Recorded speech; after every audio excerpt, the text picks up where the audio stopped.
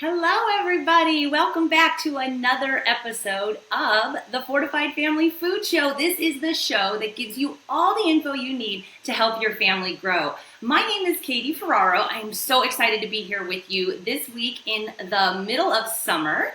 If we haven't had a chance to meet already, again, my name is Katie Ferraro. I'm a registered dietitian and I'm also a mom to 5 small children. So I do a lot of work with families, helping them introduce solid foods to their babies and then also help them move them along that spectrum. So we're feeding our kids and our family good food because I firmly believe that good food fuels strong families. And today, you guys, I am super excited because I've got a lot of information for you. Now, I know many of you have taken my baby-led weaning workshops in the past, and I'm doing one of my favorite workshops again this week, which is called How to Get Your Baby to Eat 100 Foods Before Turning 1 Year Old, okay? Now, this is my favorite topic, and the seats do fill up fast, but I still have a couple of seats left. So I want to let you guys know if you can go over to the URL that you see here, 100babyfoods.com. You can sign up there there's a couple of dates and different times. Hopefully you'll find something that will work for you and join me on this workshop. Because what I've done is I'm going to reverse engineer. I've already done it basically, but I'll be sharing it with you. The exact system that I use to help my baby quadruplets learn how to love and eat and accept all types of foods. So if you want to avoid picky eating, if you're interested in learning more about baby-led weaning, go to 100babyfoods.com and check it out. So, with no further ado, I want to tell you about today's guest. Now, this is a good friend of mine that I've only met recently, but her name is Aileen Cox Blundell. You guys, she wrote this absolutely beautiful book, which you must get if you are interested in baby-led weaning. Her book is called The Baby-Led Feeding Cookbook. Now, she's going to tell us all about the book, about her experience, what she's been doing with baby-led weaning, etc. And with no further ado, I want to introduce you guys to Aileen. So, hi, Aileen. You want to come on over and join us? Hi, Katie. Well, thank you so much. I know you're joining us from Ireland and that it's a little bit later there than it is here in California where I am. So if you don't mind, could you just tell us a little bit about your background and how you became such a fan of baby-led weaning or baby-led feeding as you refer to it? Okay, so my daughter Jade, she's 15 now, and when Jade was a baby, she just point blank refused to let me feed her with a spoon. And no matter how many times I tried to say, here comes the choo-choo train, or eat your dinner before mommy gets her dinner, she just would not let me near her with a spoon. And so I had no other choice but to let her feed herself, because that just seemed to be what she was really interested in. And I was so worried. I was a first-time mother, and I went to my pediatrician, and I'd been living in San Francisco at the time, and they're so open there about different ways to feed your child and all really healthy kind of options. So I went to a really good pediatrician who just said, you need to trust your instincts as a mum, and you need to just allow her to feed herself, but just make sure that you're giving her really healthy, nutritious food. And so I always made sure that I was giving her lots of green vegetables and vitamin C and lots of iron-rich foods, and just to try and always incorporate really healthy foods into her diet. So Jade grew up to be this amazing foodie. And in the meantime, I had my son Dylan, he's 10. I didn't follow that approach with Dylan, and I spoon-fed him, and I still made his food, but I pureed everything. But Dylan was a little bit on the pickier side. So after Dylan was born, I stopped eating all processed foods and refined sugars, and I really just changed my diet hugely. And when Oscar came along, my son, he's 3, so he's the little baby that's on the front of my book. So when Oscar came along, I decided I was going to let him feed himself, because I had seen the great benefits that had come from Jade feeding herself, but I was going to do it in just a different sort of way. So it was baby-led feeding take 2. So I was going to let him feed himself, but with really nourishing foods, no processed ingredients, no refined sugar, and just really try and just incorporate as much health benefits into absolutely everything that I was giving him. So we kind of started on this amazing food adventure, and my book is probably a diary of my my feeding journey with Oscars, because this is literally all the food I was giving him from 6 months old right up until he was 18 months. So, okay, so I love that in the introduction to the book, now you refer to yourself, I'm going to be reading this, okay, that you say that you are a home cook, you are a country, city living girl who simply loves eating an unprocessed and refined sugar-free diet. So I know that in your other life, in addition to being a mom, that from a professional standpoint, you're a graphic designer, and I think it's amazing that you not only wrote 150 recipes for this book, which are fantastic. My family, we've worked our way through about half of your recipes so far. But on top of that, you did all the design, you did all the food photography, you did all the layout for the book. Like, this is a true labor of love. What inspired you to finally go and write a cookbook after you had done this 3 times, you know, after you kind of, I guess, Oscar was maybe your main impetus for doing the book, but what really led you to do the book? Why do you think this is so needed in this area of nutrition and family feeding? Oh, it's okay. Sorry, my little boy is in here. Just oh my gosh, I want to see him. Sorry, he's gone back out again. Sorry. So when Oscar was 6 months old, I decided I was going to start taking photographs of all of the foods I was feeding him. And between the age of 6 months and 12 months, I documented about 100 different concoctions of things I was giving him, from things like beetroot hummus and kale hummus with roasted garlic in it. Jill, will you just get that off him and tell Dad I'm in that? Sorry. It's 6 p.m, so it's family dinner time. Sorry. I'm so sorry that we scheduled this right in the middle of dinner, but that's real life. I mean, that's what you do. You're making all this food and you're being a mom and working, and take your time if you need to. I got plenty to talk about. It's all fine.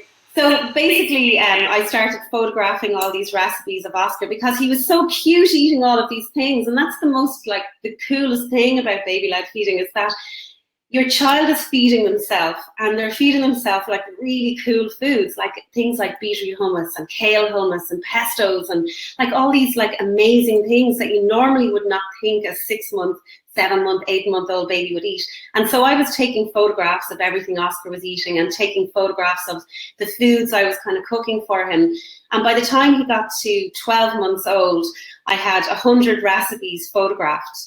And I was just going to put this into a book that I was going to give to Oscar when he was like 21. I never had any intention of writing a book, but on Oscar's first birthday, my mother came to my house and I said to her, "Oh my God, wait till I show you what I've done. It's so cool and you'll really love it. Like I'll get you a little copy of it." And I showed my mum, and my mum was like, you can't keep this to yourself. Like, you have to show this to other families around the world, because I'm sure there's lots of other mums who have problems with their child eating vegetables and eating these kind of food. And I think that this is something that would really help. And so I approached the publisher. And at that point, I didn't even have a Facebook page. I didn't even have a blog. But I put together a proposal and I sent it to a publisher. And they came back to me and they said, "We won't do anything with you because who are you? Like, you're just a woman at home with like your 3 kids and nobody knows you. But we might talk to you if you get some sort of a social media following." And so in the space of a week, I put a website live and put a Facebook page live. I'm very determined. And each day over the space of 4 days, I shared just one recipe. And I just shared it with my friends, and my friends shared it. And within 4 days, I had 4,000 people follow my page. Oh my gosh, that's amazing. Wait, can we also talk about how with your 3rd kid, you were like put together enough to make a book and take pictures of the recipes over the course of the year? Like, I feel so bad for my little kids. Like, I don't have that capacity. So you're amazing. And then that you turned that into, you know, your hobby. It's not even just your hobby and your business. Like, it's clearly your passion. That is such an amazing story. And how cool that your mom is the one that inspired you to do that. You have 4 babies, so you have an excuse. I just had 1, and I had older kids who were like able to help me as well. So I had a bit of help from my older children too. But it was really like, it really didn't start as being a book or a project or any. It just was me taking photographs of Oscar and then writing down the recipes, because the recipes were really nutritious, and I was coming up with like making my own hummus and adding my own making my own like vegetable fritters and just writing down the ingredients of them. But when I started sharing the recipes on Facebook, I started getting these messages from parents all over the world. And I was getting messages from people in Africa, New Zealand, and Australia, and Japan even. And parents were coming back to me saying, like, we have huge problems trying to get our children to eat vegetables. And for me, it was all about the vegetables. Like, I can get, most children will eat meat, or they'll eat some sort of fish or beans, and the protein kind of part isn't the issue, but it's the vegetables that people really struggle on. And so I just sort of made it my mission in life to try and get children eating more vegetables. And the majority of everything that's in my book is very vegetable focused. Like even my sweet treats, there's a lot of them that have things like sweet potato in them. But I always try and think of like the most nourishing things I can kind of pack into every recipe, because every bite counts, because babies' tummies are so small that you want to make sure that the little bites that they do eat are the most nutritious bites that they can. So every recipe that I have, I've kind of thought about that.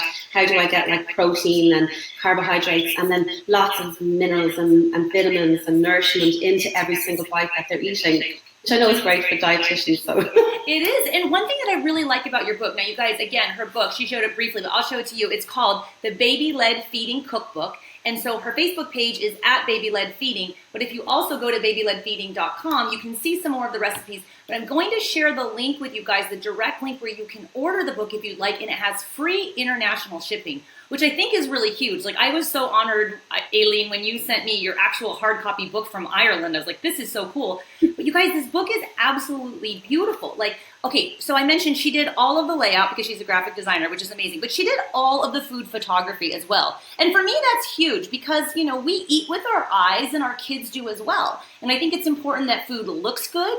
And I love, like, my daughter Molly, who's just turning 3 this week, she's helped me make a number of the recipes in your book, and she loves looking at the pictures. One thing, I work a lot with parents who are just starting out with baby-led weaning and trying to, you know, help develop self-feeding. And sometimes people feel intimidated, like I'm not a good cook. And it's interesting because I survey my population and my following all the time. And one thing a lot of people say is the reason why they got interested in this is because the moms themselves are picky eaters, or the dads or the caregivers, and they want to help prevent picky eating, but they're intimidated by cooking, and you know, they don't have time to make food for the baby and puree this, and then make food for the toddler and make food for the partner or the husband, and then food for the older kids. And so one of the things I think is great about a baby-led approach to feeding is that it really enables whoever's making the food, which, let's be real, it's usually the mom, the opportunity to cook once for the whole family. So you mentioned some things like making fritters and making homemade hummus. And what I love about your book, I don't want you guys who are just starting out to freak out, is that that's actually very doable, and it takes less time and less money, and you'll be surprised, even less effort than you might otherwise think. So Aileen, I want to ask, for the people who are watching who are just starting out with the baby-led approach to feeding, what sort of tips do you have to get started successfully without feeling overwhelmed by, oh my gosh, I have to learn this whole new way of cooking if I want to do baby-led feeding? Okay, so everything that's in my book is very much, you can squash it between your finger and thumb. So I take a very soft approach to the whole baby-led weaning kind of side of things, because I know parents can be very worried about the food that they're feeding their children. So everything I do is very much, I go by the principle, if you can squash it between your finger and your thumb, then your baby's gums are strong enough to chew it. And so that would be my number one tip. And for parents who are still worried about letting their baby feed themselves, start with something really soft, like spears of roasted butternut squash or spears of sweet potato. Like my little guy, he picked up a spear of sweet potato and he squashed it in his fingers and then like sucked it through his knuckles, which is not pretty, but it's really nourishing. And we were eating sweet potato at the time. Always try and cook the same food for the family that you're feeding your baby. So even if it's messy, it doesn't matter. Take their clothes off, put a little bib on them. They can be washed really easily. So even if you're eating things like curry or chicken tikka or little pies, make a smaller version of like the family meals for your baby, and then freeze everything. Like I freeze the majority of things that's in my book, like unless it's something like a soft like bar, like granola kind of sort of bar, and those kind of things I don't really freeze, but nearly every single other thing that's in it I freeze from like overnight oats and muffins and pancakes. I even make pancakes and put some parchment paper in between them, stack them up in the freezer, and then just pop one into the toaster and then defrost it.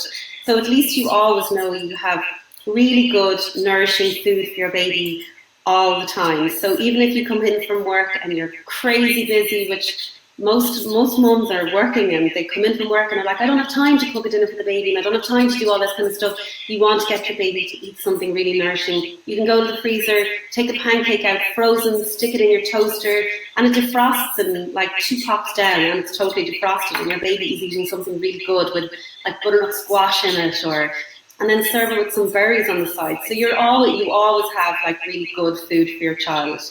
So I think thank you so much for all of the tips and all the information. Again, you guys, if you go to @Baby-Led Feeding on Facebook or Instagram, her pictures are gorgeous. She will keep you inspired. And again, I'm going to send and put out a link in the comments below so you know exactly where you can get the book with free international shipping. So I just want to say thank you again, Aileen, for taking the time to join us. It's been wonderful chatting with you. And if you guys have follow-up questions, if you're watching this on the replay, feel free to put them in the comments, and Aileen is gracious enough, she said, to return and answer any and all questions that you might have. So thanks so much for joining us. Thanks, Katie. Chat to you soon. Bye.